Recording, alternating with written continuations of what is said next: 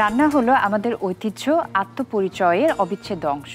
প্রিয় দর্শক, আপনাদের সবাইকে স্বাগত জানিয়ে শুরু করছি আরএফএল গ্যাস স্টোভ রান্নায় ঐতিহ্য। সাথে আছি আমি রুহানি সালসাবিল লাবণ্য। পুরো রমজান মাস জুড়ে আমরা চেষ্টা করছি আপনাদের সামনে ঐতিহ্যবাহী রান্নার পদগুলো উপস্থাপন করতে, আর তাই আমার সঙ্গে থাকেন বাংলাদেশের স্বনামধন্য রন্ধনশিল্পীরা। আজও এর ব্যতিক্রম নয়, আমার সঙ্গে আছেন বাংলাদেশের স্বনামধন্য রন্ধনশিল্পী শাহনাজ ইসলাম। কেমন আছেন আপু? ভালো আছি, তুমি কেমন আছো? আমি ভীষণ ভালো আছি। বাংলাদেশের ঐতিহ্যের ধারক এবং বাহক কিন্তু আমরা নিজেরাই। আমরা যদি আমাদের ঐতিহ্যকে ভুলে যাই, নিজেদের পরিচয় কিন্তু হারিয়ে ফেলবো। তাই বিদেশি খাবার যতই আমাদের জীবনে জায়গা করে নিক না কেন, ঐতিহ্যকে ভুলে নয়, শেকড়কে ভুলে নয়। একজন রন্ধনশিল্পী হিসেবে আপনার দায়িত্ববোধের জায়গা থেকে আজকে ঐতিহ্যবাহী কোন রান্নার পদ আমাদেরকে দেখাবেন? আমি যে রেসিপিটা করছি এটা হচ্ছে একদম নাটোর জেলার একটা খাবার। নাটোরের দেখা যাচ্ছে অনেক ঘরে ঘরে এটা খুবই ট্রেডিশনাল একটা খাবার, সবাই খুব পছন্দ করে। সেটা হচ্ছে কবুতর কদু। এটা মনে হয় যে নাটোরের মানে ঐতিহ্যবাহী হতে পারে, কিন্তু সারা বাংলাদেশেই কিন্তু এই খাবারের চল রয়েছে মোটামুটি। আমরা দেখা যাচ্ছে যে পুরান ঢাকায় কবুতর ভুনা করে খাই, কবুতর ফ্রাই করে, কবুতরের রোস্ট করা হয়। তো কম মশলায় এই রান্নাটা, এবং এটার মধ্যে একটা বিশেষ মশলা ব্যবহার করা হয়, সেটা আমি রাতে বলবো। আচ্ছা, আমরা শুরু করি তাহলে। প্রথমে আমরা আরএফএল গ্যাস স্টোভটা অন করে দিচ্ছি। আচ্ছা প্রিয় দর্শক, আমরা ব্যবহার করছি আরএফএল গ্যাস স্টোভ। শাহনাজ আপু, আপনি দেখতে পাচ্ছেন 8mm tempered glass top panel, যা দীর্ঘস্থায়ী এবং মজবুত, সেই সাথে 50,000 বার অটো ইগনিশন দেয়, একেবারে হ্যাসেল ফ্রি রান্না। এবং আপনি জানেন যে আরএফএল গ্যাস স্টোভের ইগনিশন সেটে ফায়ারপ্রুফ কেবল ব্যবহার করা হয়, তাই দুর্ঘটনার কোনো আশঙ্কাই নেই।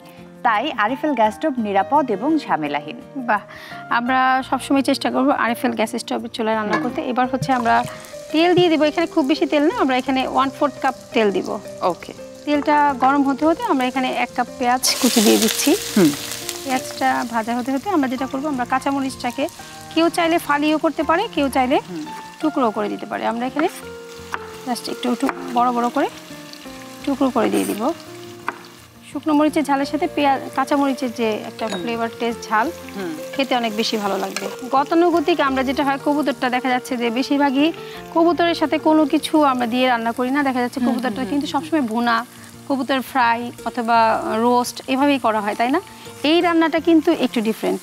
হ্যাঁ, সময়ের সাথে সাথে যেটা বলছিলাম যে বিদেশি খাবার আমাদের জীবনে জায়গা করে নিয়েছে, তবে সেটা আমাদের ঐতিহ্যকে ভুলে নয়। আর যেহেতু রমজান মাসে এই যে ইফতারে এবং সেহরিতে আমরা একসাথে টেবিলে বসে সবাই মিলে খাওয়ার যে প্র্যাকটিস, সারা বছর কিন্তু হয় না।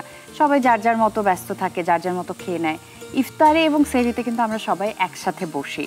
তো সেই জায়গায় যদি আমরা আমাদের ঐতিহ্যবাহী পদগুলো রাখি, তাহলে কিন্তু নতুন প্রজন্ম ঐতিহ্যবাহী পদগুলোর সাথে সখ্যতা করে তুলতে পারবে। শাহনাজ আপু, একটি বিষয় লক্ষ্য করেছেন, আরএফএল গ্যাস স্টোভে আছে স্মার্ট এয়ার কন্ট্রোলার, সেই জন্য কোনো রেড ফ্লেম আপনি দেখতে পারবেন না, একদম কিন্তু ব্লু ফ্লেম, তোমার শাড়ির মতো।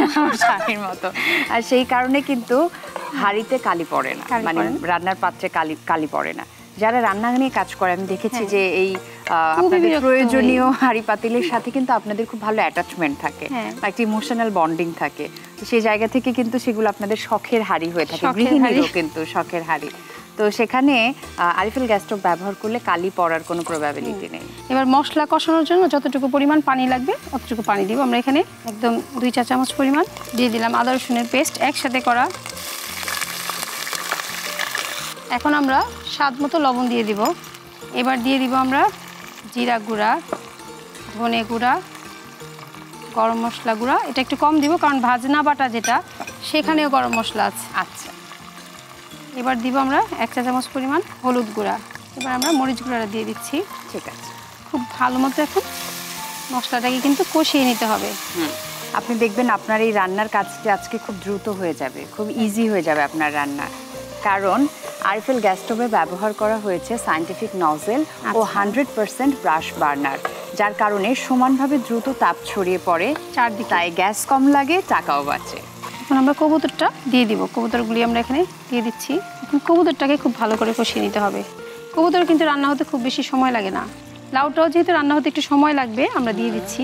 লাউয়ের কিন্তু আমি বিচিগুলো ফেলে নিয়েছি। কিন্তু আমি প্রায়ই আসলে রন্ধনশিল্পীদেরকে দেখেছি যে প্রায়ই সিডলেস ব্যাপারটাকে খুব প্রাধান্য দেয়। এটার কারণ হচ্ছে সেখান থেকে অনেক পানি বের হয়, তারপর পানসে হয়ে যায়। এখন পরিমাণ মতো অল্প পানি দিব, খুব বেশি না, খুব সাবধানে। আমি এখানে আধা কাপ পরিমাণ পানি দিলাম। এখন যেটা করব, ঢাকনা দিয়ে ঢেকে আমরা এটাকে 10 মিনিট রান্না করব। আচ্ছা, সবগুলো উপকরণ ব্যবহার করা হলো। শাহনাজ আপু, আপনি বলেছিলেন যে ভাজনা বাটা পরে দেবেন, সেটা কখন দেওয়া হবে? এই যে এখন। এখন? হ্যাঁ, আচ্ছা, আমরা দিয়ে দিলাম ভাজনা বাটা। এটা দিলে কিন্তু এর টেস্টটা অন্যরকম হয়ে যাবে। এটা খুব ভালো করে মিশিয়ে দিতে হবে। এটা যদি মিশতে একটু প্রবলেম হয়, আমরা একটু সামান্য একটু পানি দিব, বেশি না। এটা হচ্ছে এই ভাজনা বাটাটাই হচ্ছে এটার বিশেষত্ব। এক এক দেশে এক এক রকম চল। আমাদের যেহেতু সেহরিতে একেবারে আমরা ভাত তরকারিটাই পছন্দ করি, তো আমরা কিন্তু অনায়াসে এরকম লাউ দিয়ে কবুতরের রেসিপিটা রাখতে পারি সেহরিতে। আচ্ছা আপু, তাহলে আমরা একটু দেখে নেই যে কি অবস্থায় আছে। আমার মনে হচ্ছে একটু একটু অ্যারোমাতে যে হয়ে গেছে। একটু একটু অ্যারোমা না, এখন তুমি ফুল অ্যারোমা পাবে।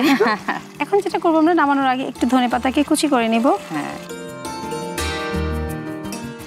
এই উপর থেকে আমরা ছড়িয়ে দিলাম।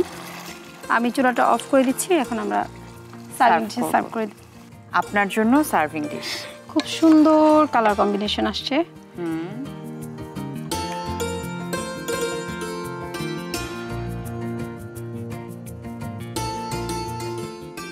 এবার একটু সৌন্দর্যের জন্য উপর থেকে একটা ধনেপাতা দিয়ে দিলাম ফ্রেশ। তৈরি হয়ে গেল কবুতর কদু। অনেক ধন্যবাদ আপু, এই দারুণ ঐতিহ্যবাহী রান্নার পদ্ধতি আমাকে এবং দর্শকদেরকে শেখানোর জন্য।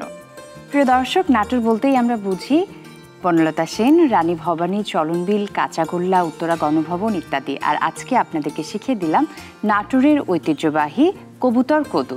আশা করছি এই পদটি আপনাদের ভালো লেগেছে। তাহলে চলুন আরও একবার দেখিয়ে দিচ্ছি প্রস্তুত প্রণালী।